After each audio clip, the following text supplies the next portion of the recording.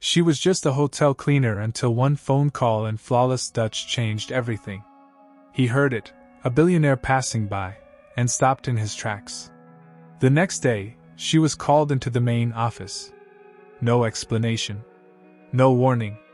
From mopping floors to sitting across from the hotel's mysterious owner, her life began to shift in ways she never imagined. But what did he really want from her, and why her, of all people? This isn't just a story about luck. It's about secrets, second chances, and a connection no one saw coming. Ready to find out what happens next? The sound of the alarm sliced through the stillness like a buzzsaw. 5 a.m. again. Emily Tawes reached for her old clock radio and silenced it with a groggy swipe, staring at the cracked ceiling of her small studio apartment in Queens. The flickering shadows from the street lamp outside danced on the peeling paint, reminding her of ghosts she hadn't invited. She exhaled deeply. Just another day. Another chance. She dragged herself into the bathroom, where the water was always ice cold. The hot line had stopped working weeks ago. As it splashed over her face, she repeated the mantra her grandmother had taught her in Spanish, and now she whispered it in English, trying to believe it, one day at a time. One step forward. By 6:30 a.m., she was already clocking into the back entrance of the Atoria Grand Hotel, a historic 5-star in Manhattan's Upper East Side. Her name tag read, "Housekeeping, Emily." She cleaned the 5th floor that day, rooms, hallways, the executive lounge, maybe helping the breakfast buffet if short-staffed. She was fast, focused, and invisible. Just like they liked her. But Emily was not who she seemed. She held a degree in foreign languages from Hunter College, top of her class, with honors. Fluent in English, French, German, and most recently, Dutch, a language she'd fallen in love with thanks to a visiting lecturer from Amsterdam during her senior year. They had kept in touch, and he mentored her virtually ever since. Still, life had other plans. Her mother's illness devoured all their savings. After her passing, Emily was left drowning in debt and took the first job she could find, housekeeping at the Atoria Grand. But she never stopped studying. Every evening after work, she took the Q line to the public library in Brooklyn, where she used the free computers to keep practicing Dutch, grammar exercises and vocabulary drills. This morning felt like any other, until it didn't. While dusting the hallway near the penthouse suite, she heard footsteps and turned slightly, lowering her gaze out of habit. 3 men in suits strode past her. One of them stood out instantly, tall, dark-haired, with silver streaks at his temples. Tailored navy suit. No tie. But unmistakable authority. Ethan Morgan, CEO of Morgan Lux Holdings. The billionaire who owned the hotel. Everyone on staff knew who he was. They whispered stories of his rise from poverty, his obsession with perfection, his legendary silence when walking the corridors. He was almost mythic. He barely looked at her, or so she thought. A few hours later, during her lunch break, Emily sat alone in the staff lounge near the courtyard, reheating rice and beans from a Tupperware. Her phone buzzed. It was a message from Dr. Peter Van Linden, her Dutch mentor. "You passed your certification. Call me when you can." Heart pounding, she dialed him. As soon as he answered, she blurted out in Dutch, "Did I really pass?" "Not only passed, Emily, you aced it. You're now officially certified at a professional fluency level in Dutch." She couldn't stop smiling. Her eyes filled with tears. Years of studying before dawn, staying late at the library, had finally paid off. She was still talking to Peter in Dutch, laughing, when the door creaked open behind her. She turned and froze. Ethan Morgan was standing there, one brow raised. "I didn't mean to interrupt," he said in English, stepping further into the room. "Were you speaking Dutch?"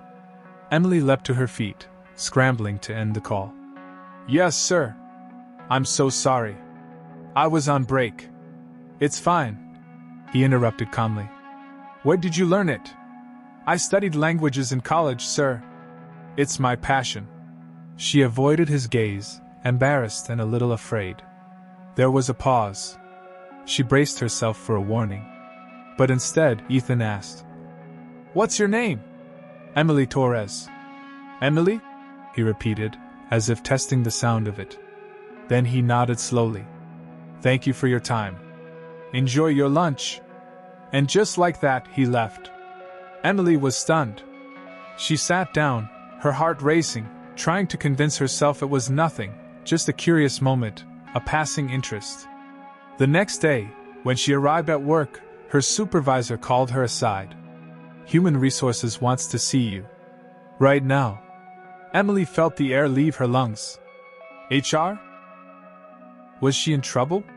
She walked down to the main office, knocking tentatively. The director of HR, Mrs. Valerie Green, looked up from her desk. "Come in, Emily. Sit down." Emily clutched her hands tightly in her lap. "I received a very unusual request this morning," Mrs. Green began. "Mr. Morgan has asked that you be reassigned, effective immediately.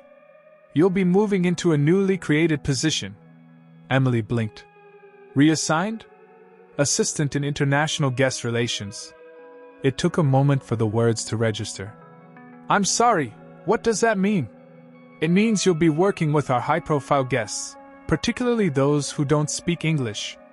You'll assist with translation, hospitality, and cultural coordination." Emily was speechless.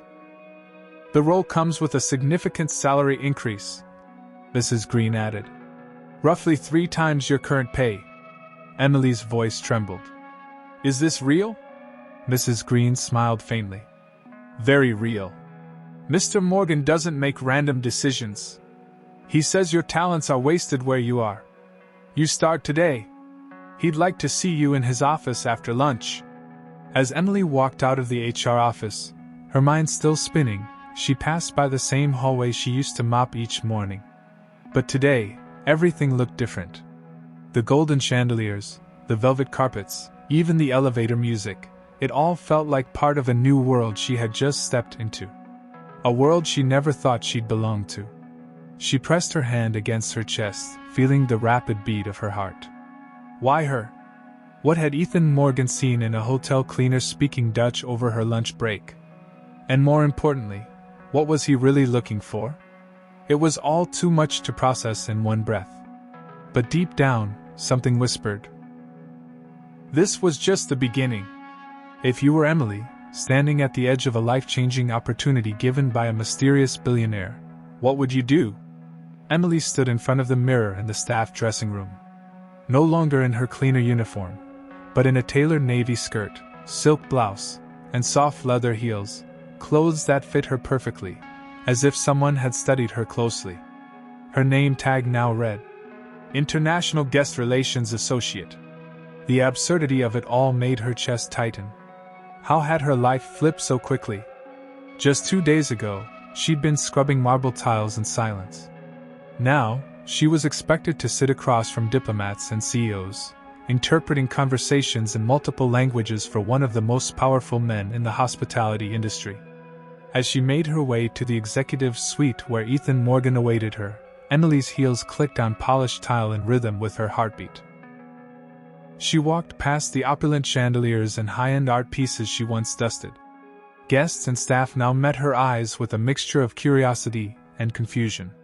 One man even stepped aside for her. No one had ever done that before.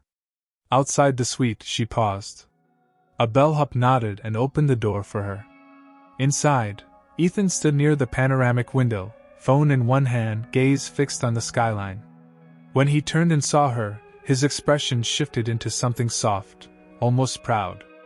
"You look the part," he said, setting the phone down. "How does it feel?" Emily hesitated. "Like I woke up in someone else's life." Ethan gave a slight laugh, the kind that carried more sadness than joy. "Maybe you're just waking up in your own." They sat across from each other on sleek leather chairs.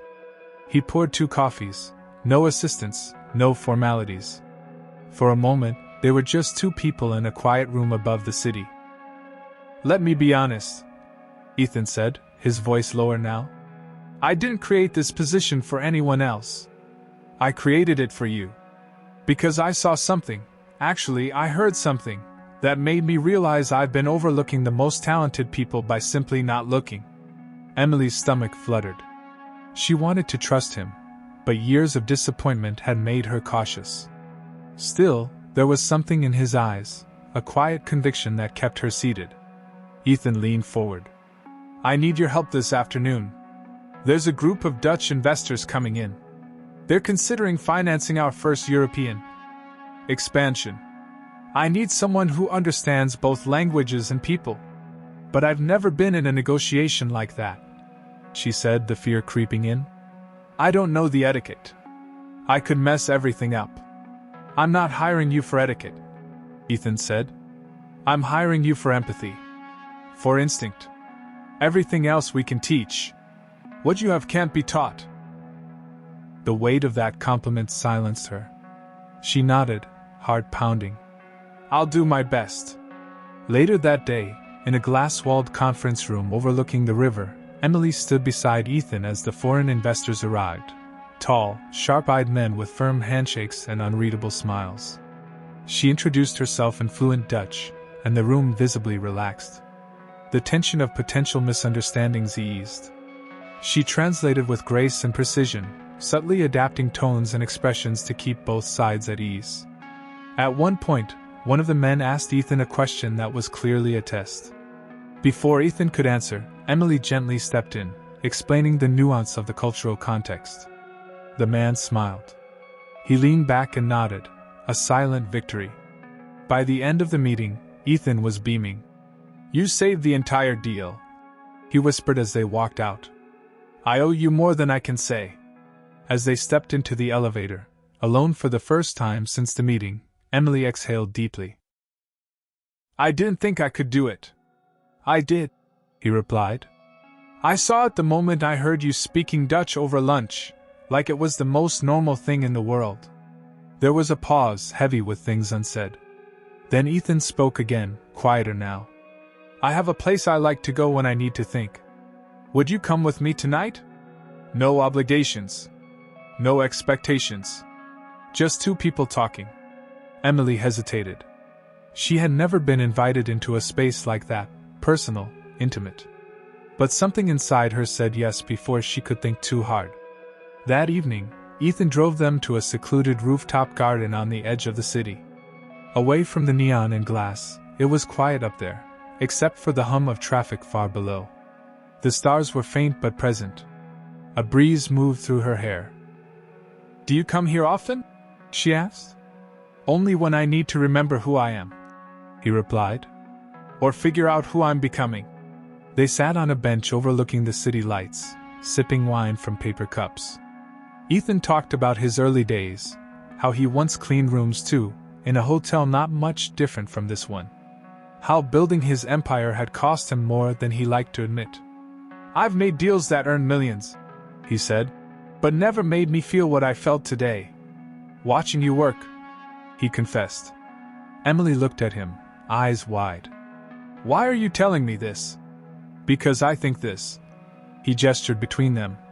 Might be the first honest thing I've had in years. The words hung in the air, tender, unspoken, charged with a meaning neither dared fully acknowledge. As she stared out at the lights of the city below, something shifted in her. For the first time in years, she wasn't just surviving. She was seen. She was needed. And maybe, just maybe, she was cared for. The next few weeks passed in a blur of meetings, negotiations, and late-night strategy sessions.